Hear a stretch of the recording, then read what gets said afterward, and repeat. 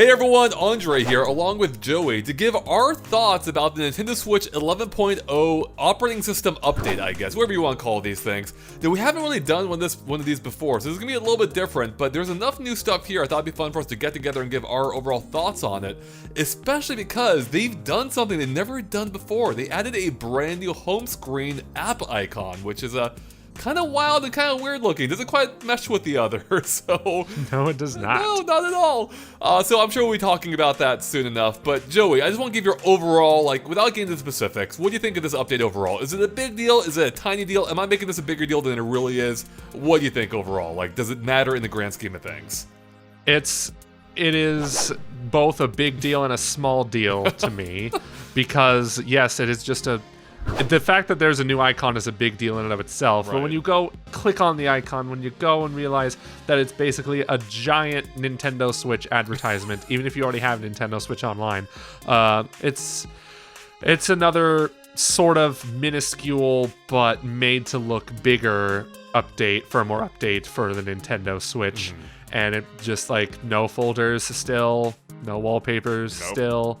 It's kind of just a little, and that's the thing. I'm cycling my mind about this update because it's big and it's small at the same time. Yeah, it kind of feels like, and I could be totally off base here, but I feel like it might be setting the stage for maybe more features to come in the future. I feel like there's more to that Nintendo Switch Online app icon than what we're being led to believe right now.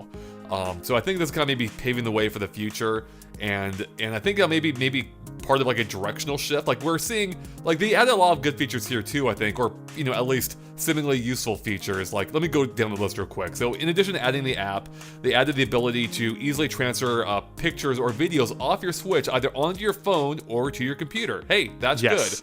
That's a big deal. Yeah. That is a big deal. I'll give you that. I really appreciate that. I don't know if you've seen my tweets, but most of the time I'm just taking pictures of my screen off my phone that I hate typing on the Switch keyboard. It's just way easier to take a picture of my screen on my phone. But this new feature may actually get me to finally use it and get those crisp images for sharing on Twitter. And plus, I've actually run out of room on my Switch for videos. So maybe I will port those to my PC. I probably won't, to be honest. But if I have videos worth keeping, I probably would. Then they added a trending game section on your profile screen with your friends, where you can see what games are hot among your friend group. You can see what they're playing, and you click through them and see, exactly how many hours some of them have spent playing them. In addition, they've allowed you to prioritize downloads. So if you have multiple downloads, you can now prioritize them, which is funny. It's not something I'd really thought about before, but I ran into this issue recently when I was playing on the Series X. But I was just downloading 20 games at once. I'm like, oh man, I picked the biggest game to go first. I hope I can fix this. And sure enough, I could. I'm like, oh, great update. So I now appreciate having this on Switch, especially if you're if you've got a new Switch or you're downloading a bunch of old stuff that's a bunch of stuff you had previously. This is nice to prioritize the stuff you want to play right away. And I'm actually surprised it wasn't there initially. Yeah, and that's great, because I've always had some issues with, especially recently, downloading stuff on my Switch, updates, games, what have you. Right. Because sometimes they just stop downloading for whatever reason, and that comes from leaving it in rest mode and going away and do something else. I come back and there's an X on the download, and I'm like, okay, what is it now? Right. What's the problem? Yeah, so it's nice to see maybe if that download stops, it'll continue the next download, perhaps. That's what I theorize. I'm not quite sure. I haven't tested that feature out yet, because I can't predict when Nintendo Switch Online's going to mess up my download. I can't do that. No, you can never know. Maybe they'll add that to the Nintendo Switch Online hub. It's hey, we're going to screw up your next download at this time on this date. Be aware. Then they added the ability to rename the button configurations. You know how you can remap buttons now? I think that was added in the 10.0 update, maybe 9.0. I can't remember. Yeah, I didn't even know that was added. I was like, wait. Yeah, I mean, that was a good feature. The problem was it was hard to keep track of them because it was a universal feature, so you may want to customize on a per game basis, but it was difficult remembering which slot was what. But now you can actually name them, so that's pretty useful. So it could come in useful in games like Super Mario 3D All-Stars, where you may want to remap controls to maybe be more like the classic games or more like another Mario game. Who knows? It's a neat. Or if you're used to the Xbox controller and you keep mixing up A, B, and X, Y. I cannot handle having all these next gen systems now. It's throwing me off on the Switch controller again. I don't remember which one's X or Y. I hate this. So maybe I should just remap it just for myself. And then they added, of course, 12 new user icons, like they always do. And this time for they match up with the Mario 35 anniversary. And it's nice that they add the icons for each update, but it's like, why do you have to pair them to the key Switch updates? Why not just update those individually? Like, can't they just add them piecemeal when you need them? But whatever. It's not it's probably the least exciting part of this update, if we're being honest. It probably is. Although I got pretty jazzed when I realized I could basically recreate the Mario 3 box by choosing the Raccoon Mario and just adding a yellow background behind it. I'm like, yes! Oh. That's the Mario 3 box right there. That's my new profile icon. So let's circle back real quick to the Nintendo Switch Online app, because as I was kind of saying it before I got sidetracked, I feel like this is setting the stage for something bigger to come. Because for right now, I agree with you. Like, if you click in, it feels like an ad, and for a lot of us, probably most of us, we know this. We're paying for it. You don't need to advertise it to us anymore. It's like getting a Blu-ray ad at the beginning of your Blu-ray disc. Yeah, exactly. And the fact that, and just to like rub salt in the wound, the fact that the icon is, in my opinion, a little ugly. I don't feel strongly about this as some people on Twitter are, but it does go against the design ethos they've had for all the other icons, which involve these like outlines of shapes, and even throws off the balance, because initially originally you had the 3 colored icons on the left, the 3 black and white ones on the right, which were for which is more for settings, and now you have this like weird multicolored icon that's filled in with a red background on the far left. It looks like an ad, which is perhaps fitting, but yeah, it just kind of like throws off the balance a little bit what they were going for here. It does, and it probably looks a little less strange when you have the white background. It's the light background instead of a dark background. But I'm full dark mode all the time. Same here.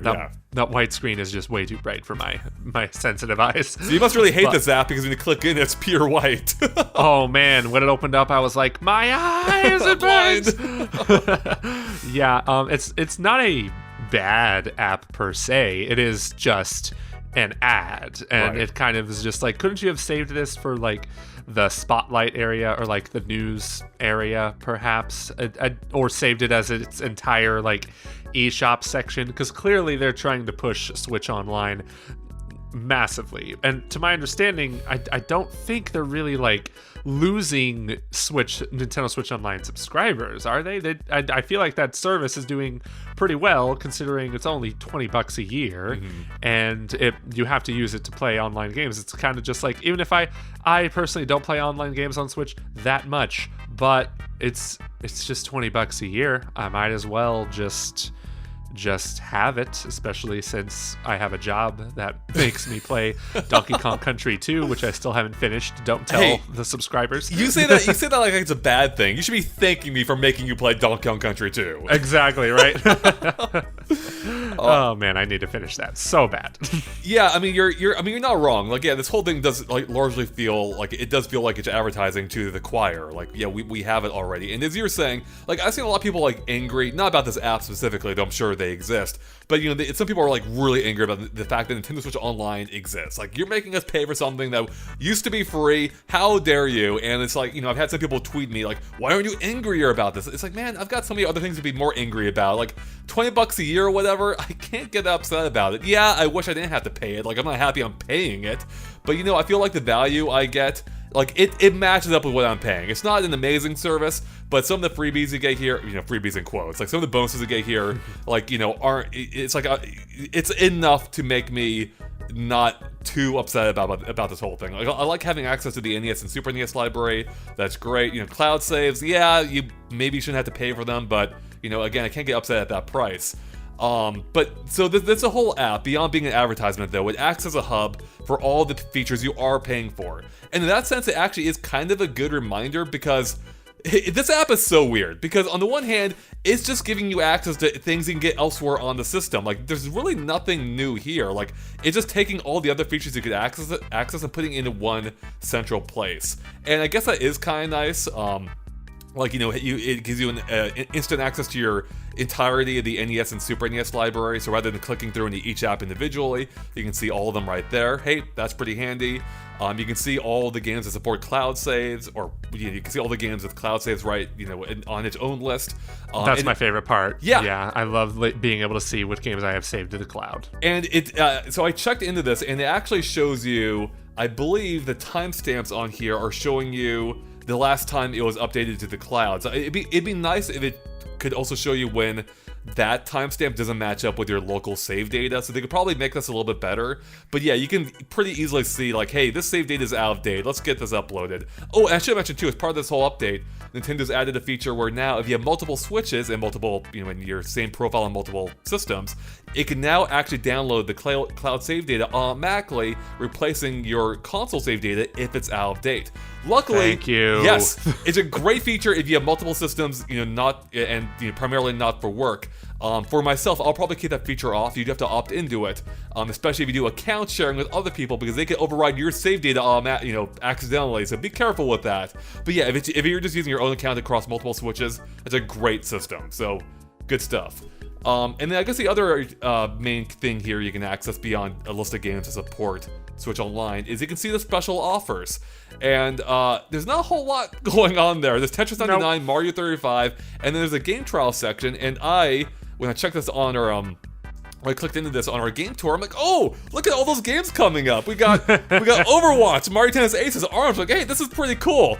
I totally missed. Those are all the old trials that have already happened. Yeah. So I feel like again, this may be setting the stage for more things to be coming to this service. At least I hope it is. Because that game trial section will make a lot of sense if they had a schedule of what's coming up rather than all the things you missed. Yeah, and we're kind of at that point of the year where there's not much planned for Nintendo, like not just in terms of games, but in just terms of announcements right now. Like we don't know a whole lot about what's coming in 2021 except for Monster Hunter, which if history speaks for itself, we might get some kind of demo coming to Switch Online at some point. But yeah, that's definitely a section that needs some updating. I'll give you that. Yeah, that'd be nice. Because I think the trial concept is a really good idea where you just have full access to select games on occasion, which kind of matches it up with some of the perks of PlayStation Plus, as well as Game Pass, just on a much smaller scale, of course. But yeah, I wish Nintendo would kind of commit to that. Like, hey, every month or every few weeks, whatever it is, give us a schedule. It's like, hey, during this time, you can have free access to this game as much as you want for this week or 2 week period. So I think they need to lean into that, make that more of a central feature rather than this kind of like random bonus that pops up every now and then. So I think that'd be nice, although I imagine we'll never see it for a brand new Nintendo game, but... Yeah, also, I remember when special offers were announced and we were thinking, oh, we're going to get discounts on sales. I don't think that ever happened. Correct me if I'm wrong. You're getting the ability to pay full price for a NES or Super NES controller if you want. So. Oh yes, those are on the online store, or the online app, which is like, I forgot these existed. They're cool. Do I want them right now? I don't know. I want to think like if you don't pay for Switch Online anymore, you have to give them back.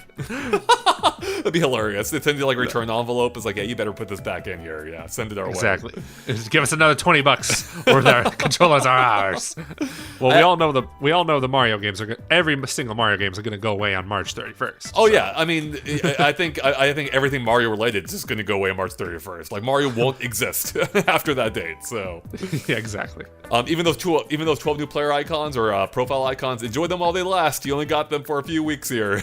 Oh my gosh, so strange. It is what strange. A strange move. So, and speaking of strange moves, like I think this app just feels a little weird to me, as I already kind of touched on. Like I think there's a good idea here, and I think it may end up being useful. It just feels very odd. Like it's just taking all these features that could be found elsewhere currently, putting it into one place, and I hope they give more meaning to this app because. Maybe I'm off base. I don't see myself using this app necessarily a whole lot. Do you think you will? Absolutely not. Yeah. I'm trying to think of times, and I'm just like thinking of times I don't really feel like visiting this app anymore. I mean, I think the biggest use for me will be when my NES and Super NES apps have been pushed off the front page. I'm like, it'll be faster to just go into this app, find the game I want to play there, rather than go dig through my library of the NES and Super NES apps and finding it that way.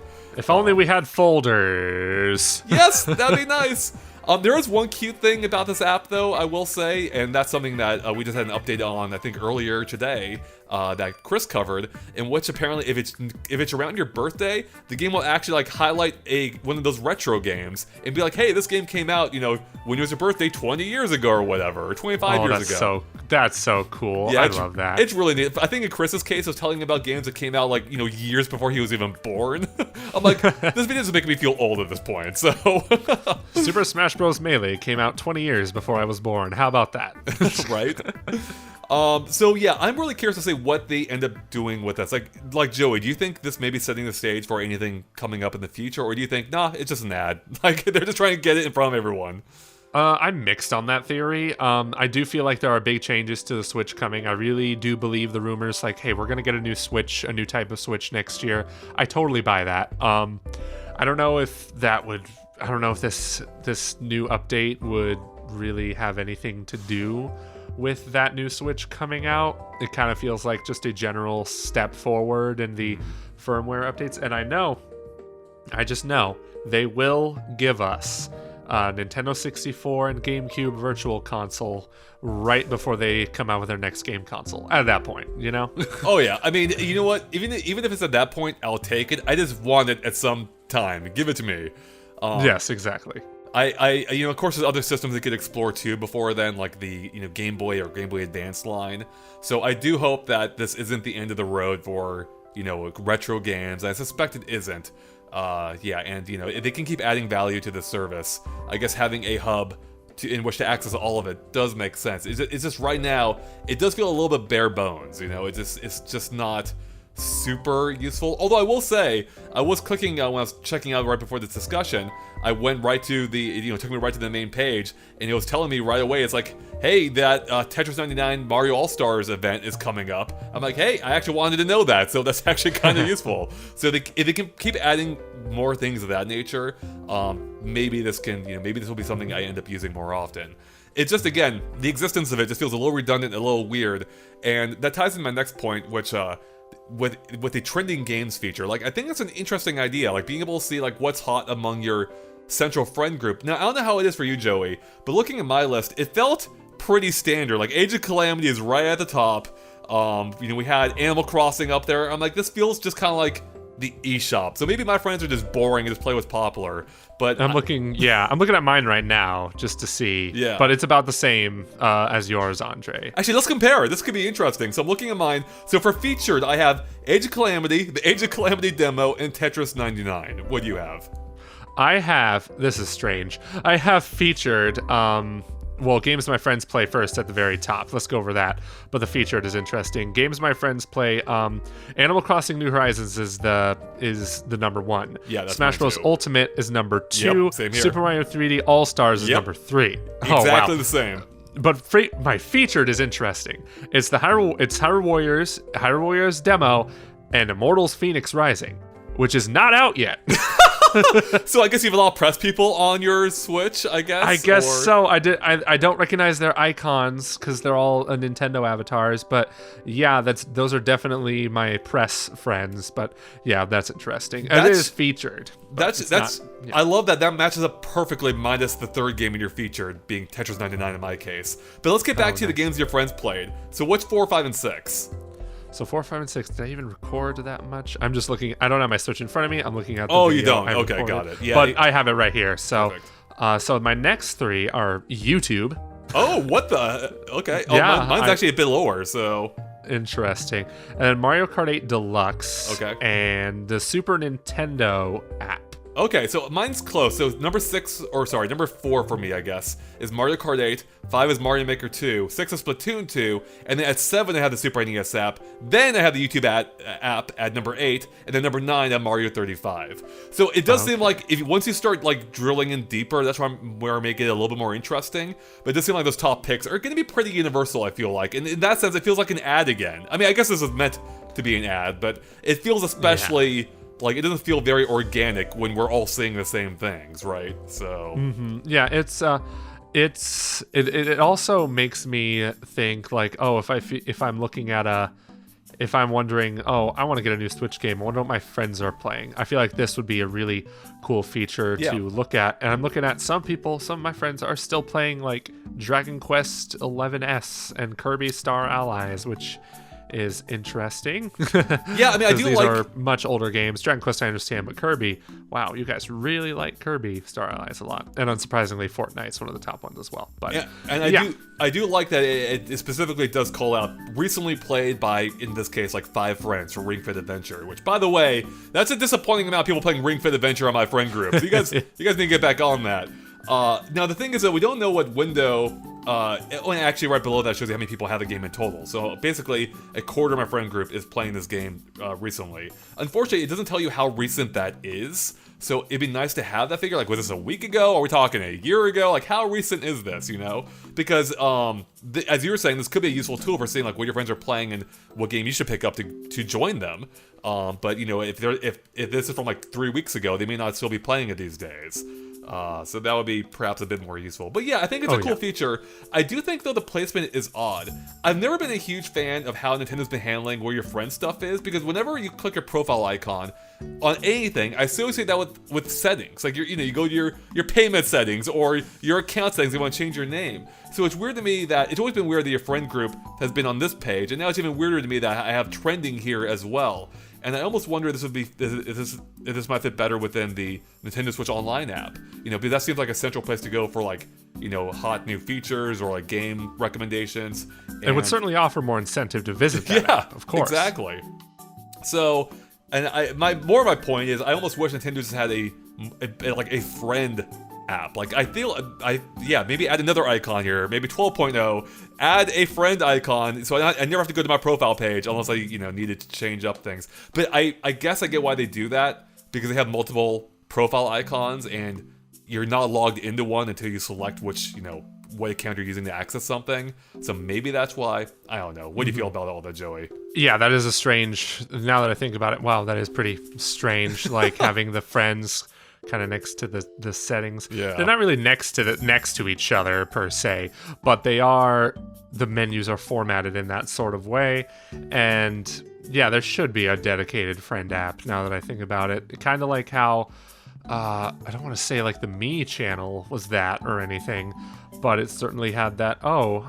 This is where my friends Me's are hanging out. The Wii U had like a friend dedicated icon that you could click on. So exactly. On Switch, it feels like a little bit just too much work. Like, I feel like they really hid the friend group, and you have to really, you have to make a conscious effort to access it, which stands in stark contrast to like the next gen systems now. I mean, even the current gen system, the previous generation systems, and the now current generation systems, where like they are putting a big focus on your friends, and that's something that Nintendo has historically downplayed.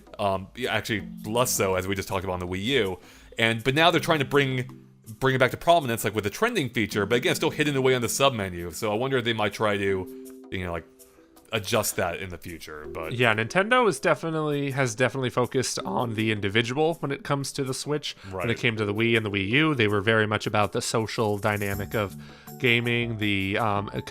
Your grandma can play games now, son. But that with the Switch, it is very much more of an individualistic approach to it, and I feel like to some extent that kind of came at Nintendo's detriment, because now everything is kind of lonely and boring on this Switch menu system. It's on one hand, it's super snappy. I love how snappy it is. I remember plugging in my Switch for the first time and thinking, wow, everything's so fast. The Wii U was slow as a snail. Yes, exactly. But the Wii U had more charm to it, so did the Wii and even the Nintendo 3DS, despite how slow and clunky they were. I wish Nintendo found like a good middle ground for that.